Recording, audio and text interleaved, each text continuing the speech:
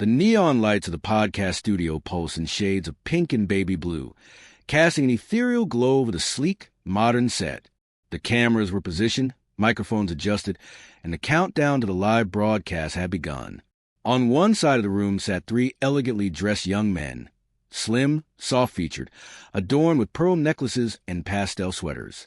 Their demeanor was relaxed, yet their eyes shimmered with an unspoken readiness for debate. And across from them, like a gladiator stepping into an alien coliseum, sat Andrew Tate. His arms were crossed over his massive chest, a tactical black t-shirt stretched tight over his muscles. His bald head gleamed under studio lights, and a pair of designer sunglasses rested on his forehead, as if shielding him from the sheer level of estrogen in the room. He exhaled sharply, shaking his head at the sight before him. "Bro, what is this?" Tate muttered into the mic, his British-American accent tinged with barely concealed irritation. "This," replied Luca, the host of the Femboy Lounge, "is a discussion." He adjusted his pink cat ear headphones and leaned in.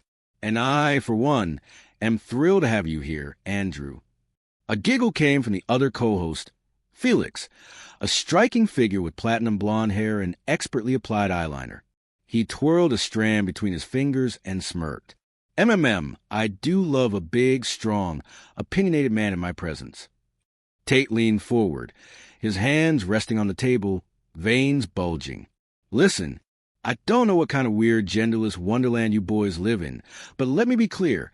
I came here because your people," he gestured vaguely at them, "challenged me, and I never turned down a challenge." Noah, the third co-host, adjusted his pink-rimmed glasses and grinned. "That's right. We invited you because we think the whole alpha male thing is, how do I put this?" He turned to Felix. "Obsolete?" Felix nodded, feigning sympathy. "Like very 2016. Tate let out a low, humorless chuckle. "Let me explain something to you. There are men and there are boys. Men conquer. Men build empires. Men lead. And you three? You're what happens when society starts pumping chemicals into the water supply." Luca gasped dramatically. "Oh my God, did you just call me a government experiment?"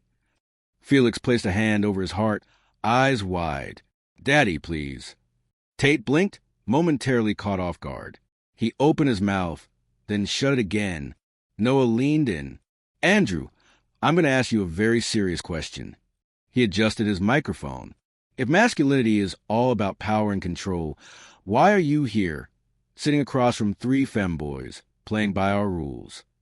Silence. Tate inhaled deeply, his jaw tightening. "Listen, I came here to educate you. You think you're winning by playing these little feminine games, but in the real world, you get eaten alive." Noah smiled, adjusting his delicate silver rings. "Then why does it feel like we're making you uncomfortable?" Felix's grin widened. "Oh, yeah. You're looking a little tense, Mr. Top G. Maybe you need a massage?" He ran a perfectly manicured hand down his own arm. Tate stood up so fast his chair nearly toppled over.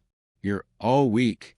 You sit here, hiding behind soft words and cute outfits, pretending that the world isn't ruled by men like me. But deep down, you know you need us." Luca shrugged, unfazed. "Need you for what? Chopping wood? Wrestling bears?" He pouted. "I have Amazon Prime." Tate slammed his fist on the table. "Need U.S. to lead, to protect, to keep order." Felix tapped his chin thoughtfully. "So like a daddy?" Luca snorted, barely containing his laughter. Tate's nostrils flared. His face was unreadable for a second, then twisted into something between exasperation and mild concern. "You three are delusional." Noah leaned back. "Andrew, let's talk about this rationally." He folded his hands neatly on the table. "Your entire worldview is based on dominance, right? But dominance doesn't work if the people you're trying to dominate don't care." Tate frowned. Luca twirled his hair. "You thrive on respect. But you don't get respect just by being loud. You have to earn it. And that's why your whole alpha thing doesn't work here. You can't intimidate us." Felix stretched lazily. In fact, I'd say you being so pressed about it makes you look kind of beta." Tate's sunglasses slipped down his forehead slightly. His fingers flexed. He had gone up against feminists, politicians, and billionaire investors, but this was something different. Luca leaned in closer, lowering his voice. So, Andrew, do you really want to be here? Or are you just afraid to admit that we might be onto something? For the first time in a long, long time, Andrew Tate hesitated. And the Femboys? They smelled blood in the water. Andrew Tate had faced hostile interviewers before, feminists, politicians, corporate stooges. But this was different. The Femboy Lounge wasn't hostile. It was playful, teasing, mocking in a way that gnawed at his instincts. He knew aggression. He knew dominance. But this was slippery. And he hated slippery. Tate rolled his shoulders, cracking his knuckles. Let's cut the games.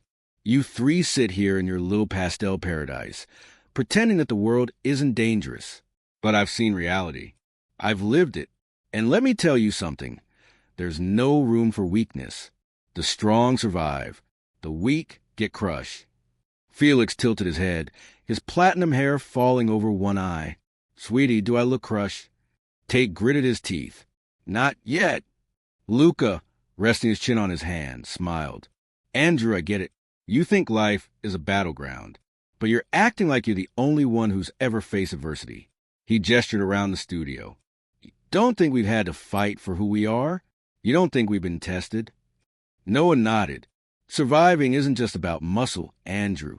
It's about adaptability. You think we're weak? We exist in a world that doesn't even want us to exist. And yet, here we are. Tate exhaled sharply through his nose. And what exactly do you think you're proving? That dressing like this, he motioned vaguely at Felix's pearl choker, makes you powerful? Felix chuckled. It makes me, darling. Luca leaned forward. You talk a lot about power, Andrew, but let me ask you this. What scares you more? A man try to control everything around him, or a man who doesn't need to?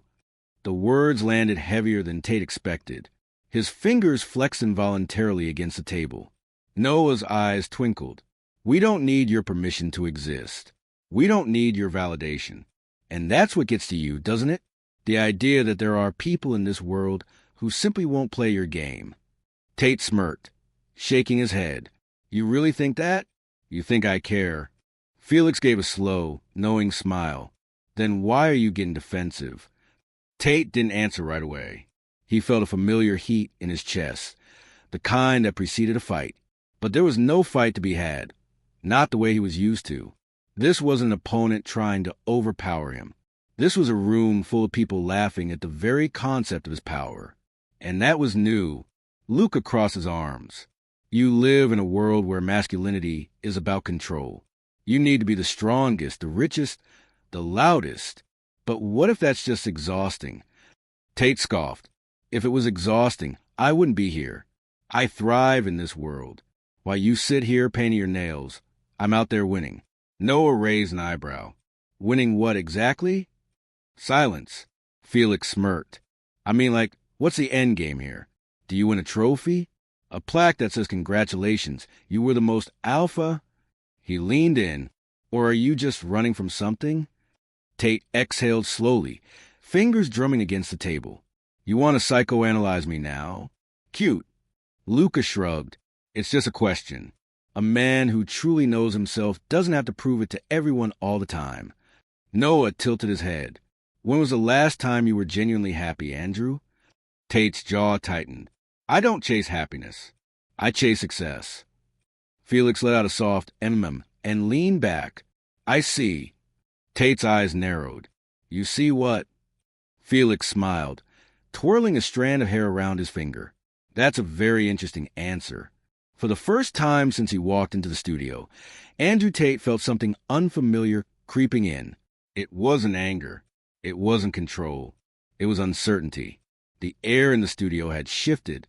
The teasing, the jabs, the playful mockery. It was all still there, but now something heavier lingered beneath it. Andrew Tate sat across from the Femboys, jaw tight, arms crossed, eyes flickering with something unreadable. He wasn't losing control. Not yet. But he wasn't winning either, and that was unfamiliar territory. Luca leaned forward, elbows resting on the pastel pink table. So, Andrew, Let's talk about you for a second. Tate's brow furrowed. You've been talking about me this whole time. Noah smiled. True, but we haven't really talked about you.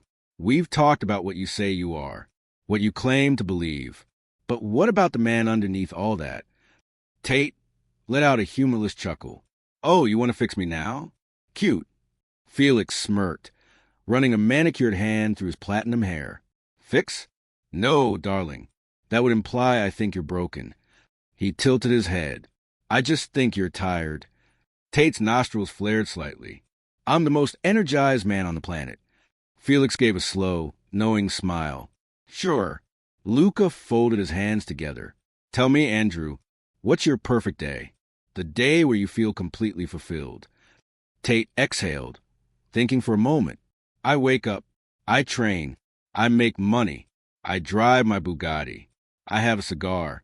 I spend time with beautiful women. I win. Noah adjusted his glasses. That's it. Tate's jaw tensed. That's everything. Felix leaned forward, resting his chin on his hands. And then what? Tate blinked. What do you mean, and then what? Luca shrugged. You do all that. You win. You keep winning. And then... Tate opened his mouth, then hesitated. The pause was barely noticeable, but the femboys caught it instantly. Noah smiled. See? That's the thing. You talk about winning like it's the goal, but you never actually say what the finish line looks like, because there isn't one. Felix sighed dramatically.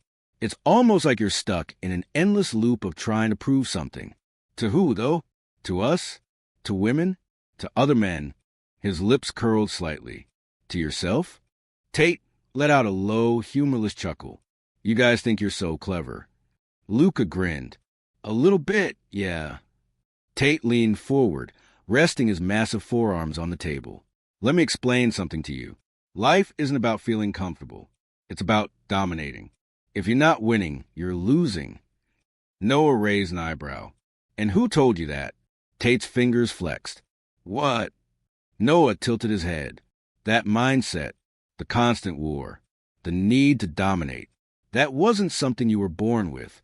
Someone taught you that. So, who is it? Silence. For a fraction of a second, Tate's mask slipped. He caught it immediately, but the femboys saw it. Felix's smirk softened into something almost sympathetic. Oh, he breathed, drawing out the sound. Now I see. Tate's voice was sharp. See what?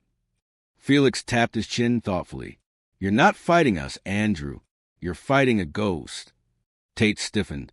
Noah adjusted his glasses, speaking gently. There was a time when you weren't like this, wasn't there? Luca's voice softened. A time when you didn't think life had to be a constant battle. He tilted his head. But then something happened. Someone taught you that softness was dangerous. That vulnerability was weakness. And you believed them. Tate's jaw clenched, the muscles twitching slightly. His fingers curled into fists. You don't know anything about me.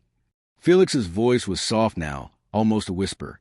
Maybe not, but I know that no one becomes this obsessed with being strong unless, at some point, they felt powerless.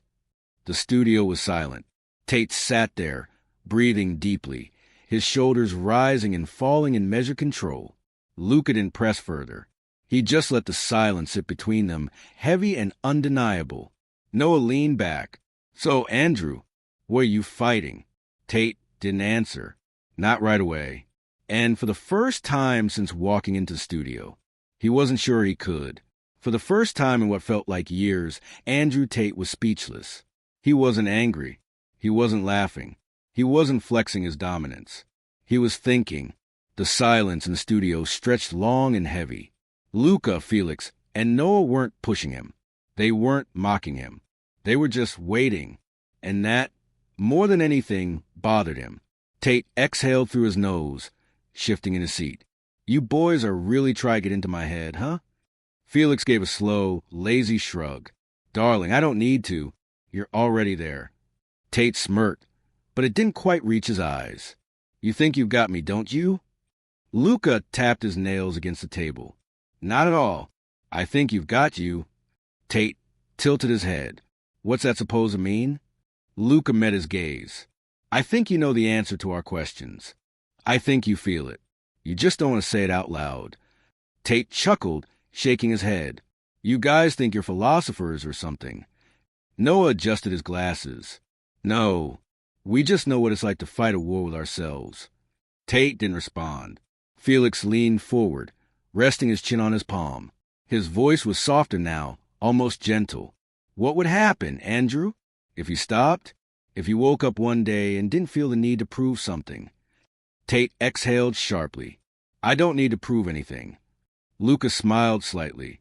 Then why does it feel like you do? Tate's fingers flexed against the table. He knew what was happening.